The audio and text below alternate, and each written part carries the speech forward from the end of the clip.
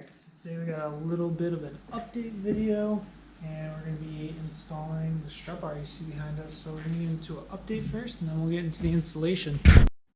Alright, so the first part of our update, nice little addition. Went with some hood struts, got them off eBay.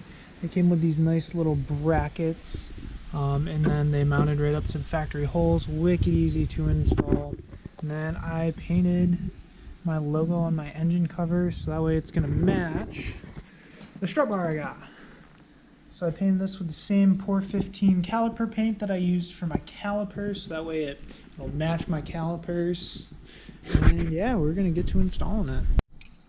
Alright, so this process is going to be pretty easy. All we really need is a jack.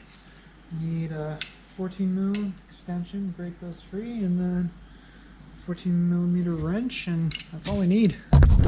Alright, so the first step is we're going to remove these 3 nuts off of the top of our strut on both sides.